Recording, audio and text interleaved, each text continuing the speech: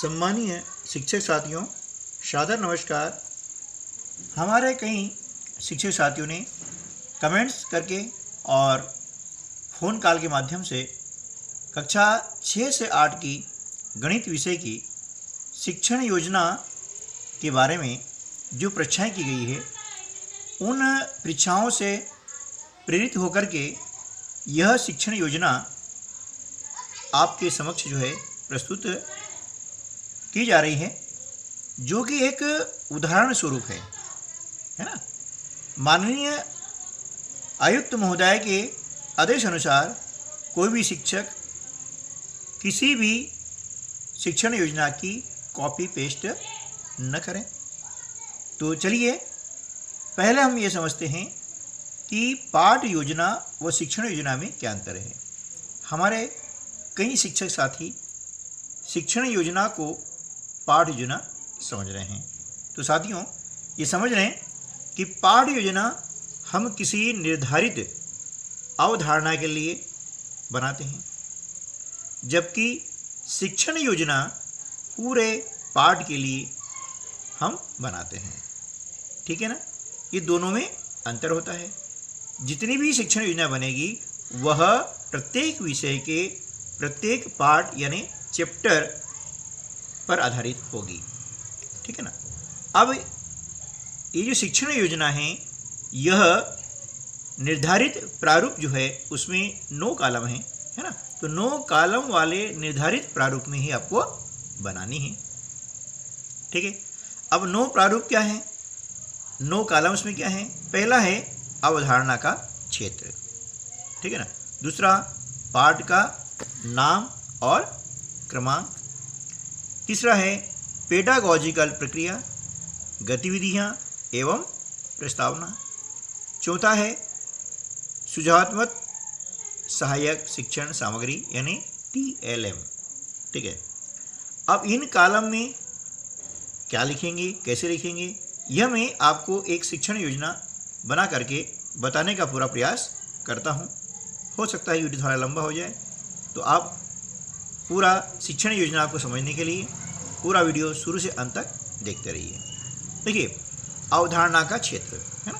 आपका जो भी विषय है, उस विषय के है ना, जिस पाठ की आप शिक्षण योजना बना रहे हैं, उस पाठ में आप देखेंगे कि पाठ के अंदर सब टाइटल दिए रहते हैं, है ना।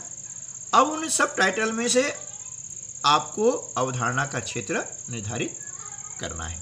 ठीक है। जैसे उदाहरण के लिए कक्षा 6 की जो गणित की टेक्स्ट बुक है, पाठ्य पुस्तक है, उसका पाठ 1 है अपनी संख्याओं की जानकारी। ठीक है ना, ये लिखा हुआ है। और इस पाठ के अंतर्गत हमने 5 अवधारणा के क्षेत्र चिन्हित किए हैं। पहला है संख्याओं में अंकों को देख करके छोटी बड़ी संख्या का अनुमान लगाना। ठीक है ना। दूसरा हमने चिन्हित किया है कि दिए गए अंकों का प्रयोग करते हुए विभिन्न अंकों की सबसे बड़ी व सबसे छोटी संख्या बनाना। ठीक है।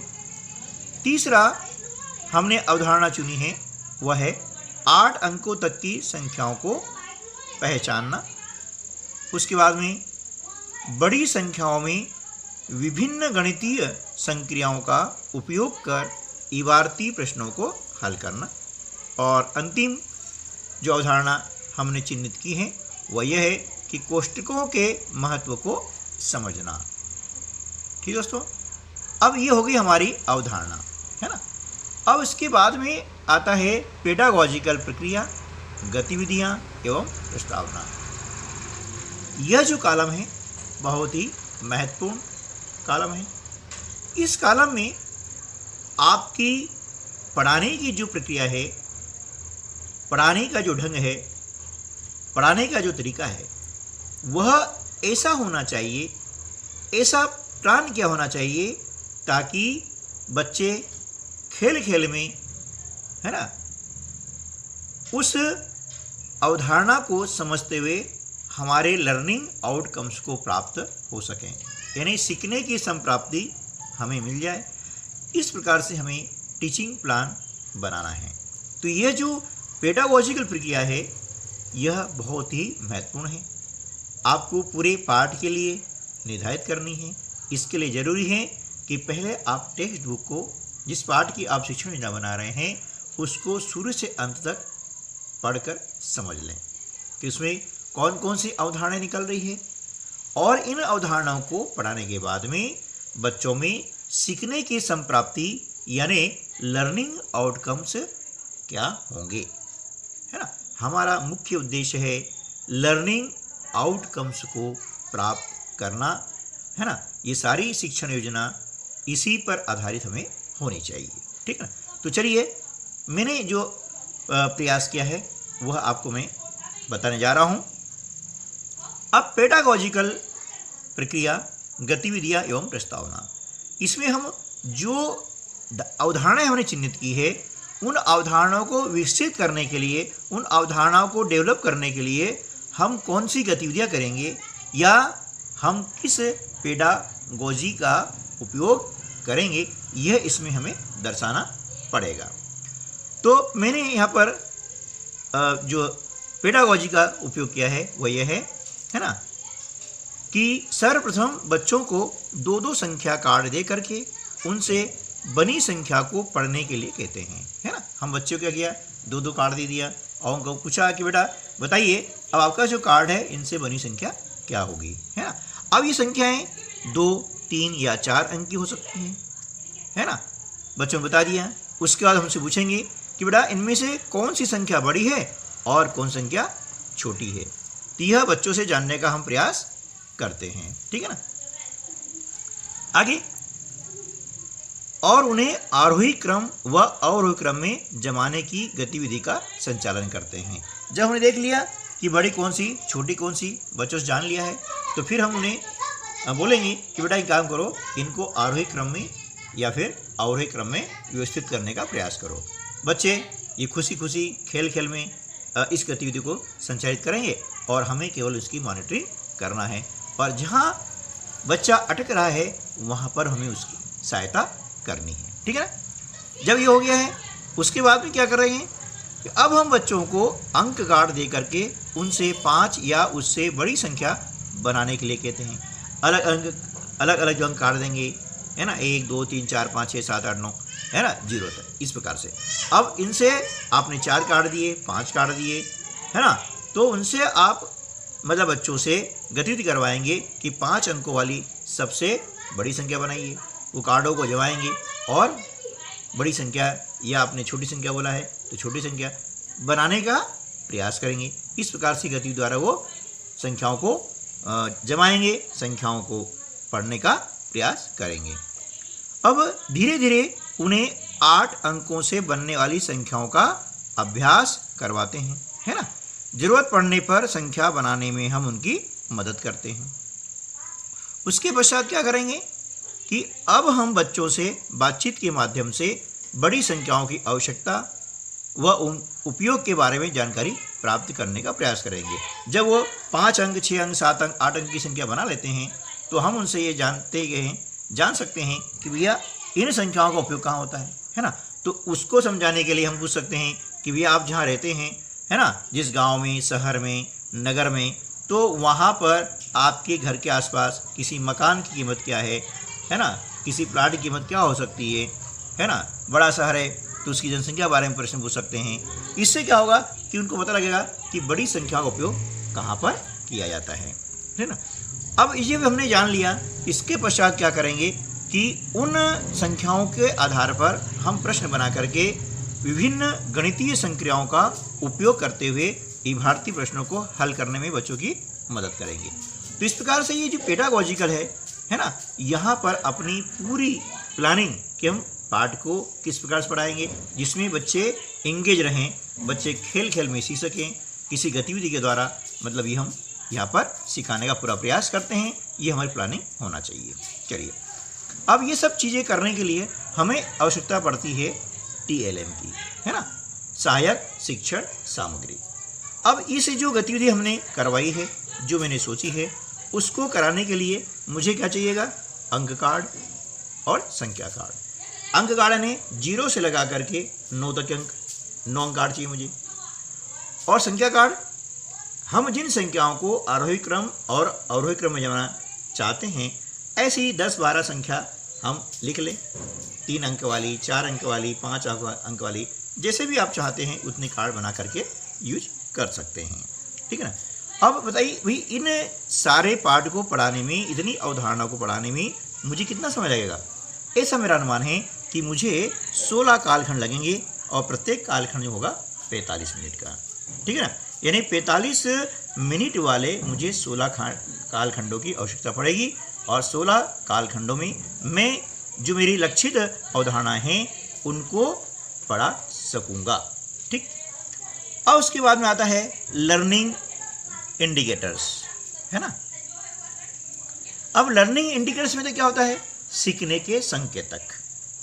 जब आप क्लास में बच्चों को पढ़ाते हैं, किसी अवधारणा के बारे में बताते हैं और हम जब छोटे छोटे प्रश्न करते हैं तो हमें ये समझ में आता है कि हाँ, बच्चा अब यह सीख गया है या सीख रहा है ना।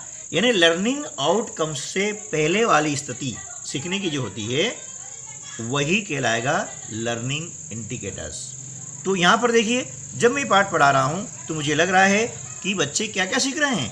पहली चीज़ सीखी उन्होंने कि छोटी संख्या व बड़ी संख्या जानते हैं, है ना। उन्हें पहचाना कि छोटी संख्या कौन सी है और बड़ी संख्या कौन सी है।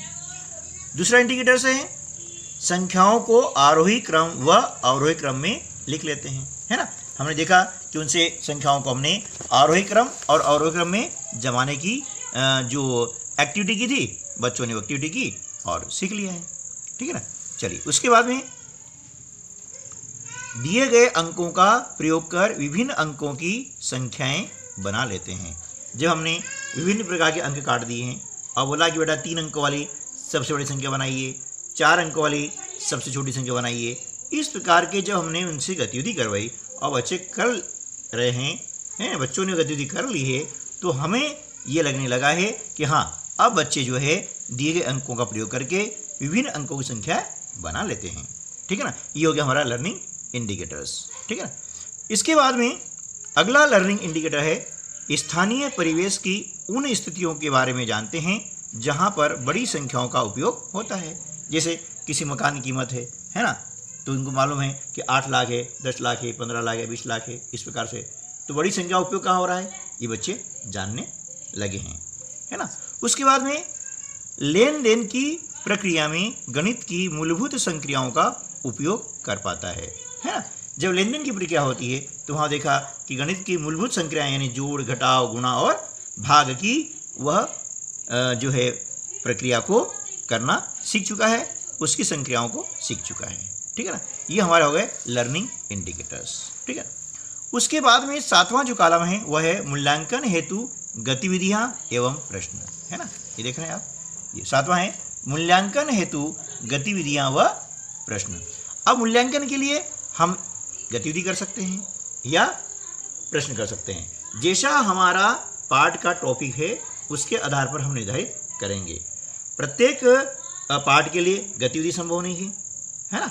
जैसा जो अवधारणा हमारी है, जो कंसेप्ट है, उस कॉन्सेप्ट के अकॉर्डिंग हमें तय करना है कि हम प्रश्न के द्वारा या गतिविधि द्वारा मूल्यांकन कर सकते हैं।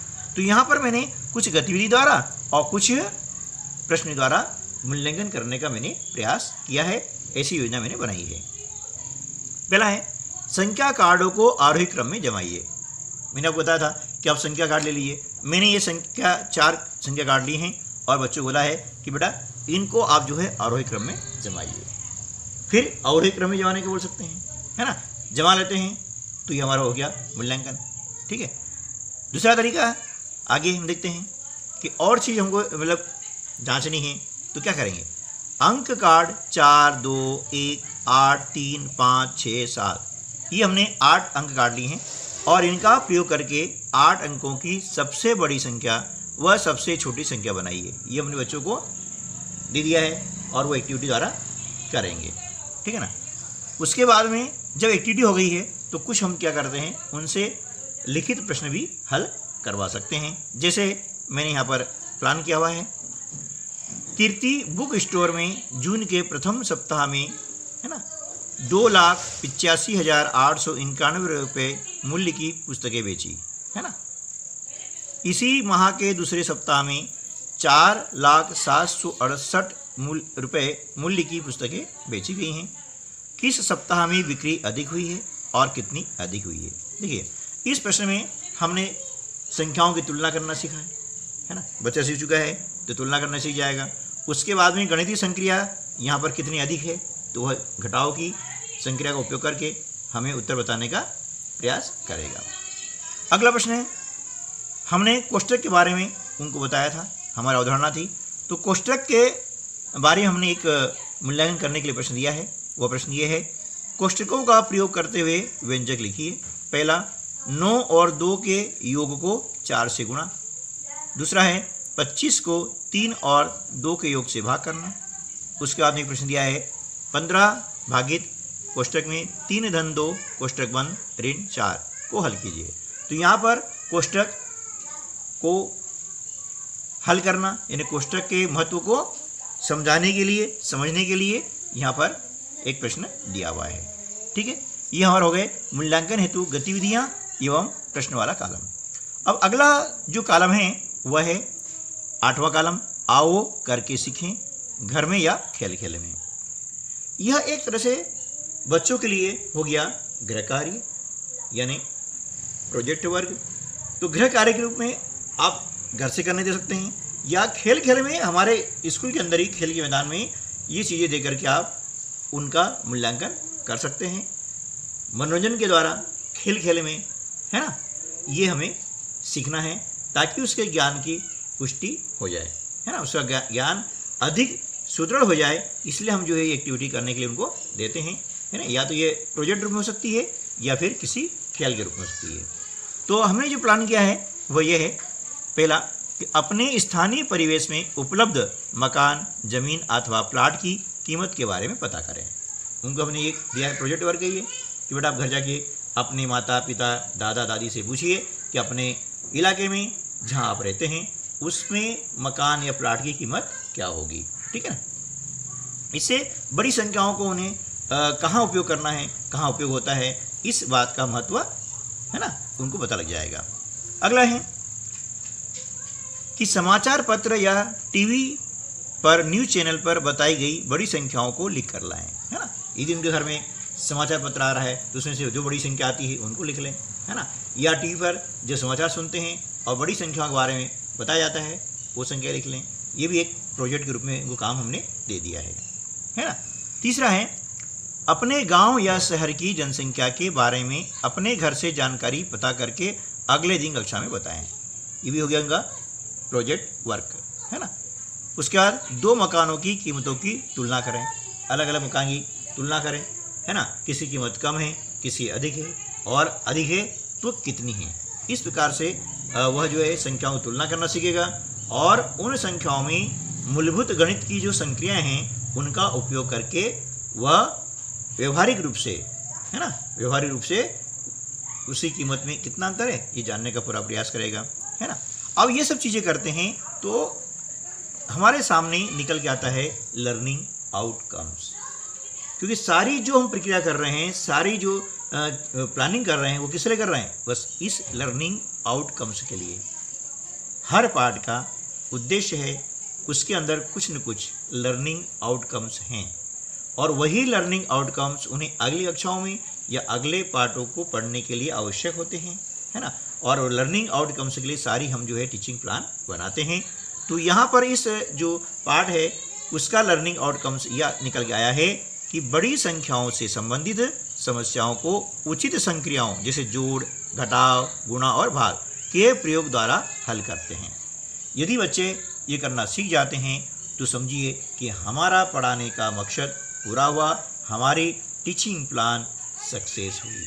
तो दोस्तों, उम्मीद है कि आपको शिक्षण योजना के बारे में जो आपकी परीक्षाएं थी, जो प्रश्न थे, उनका समाधान हो चुका होगा। आपको वीडियो कैसा लगा है कमेंट्स बॉक्स में जरूर लिखिए और लाइक कीजिए।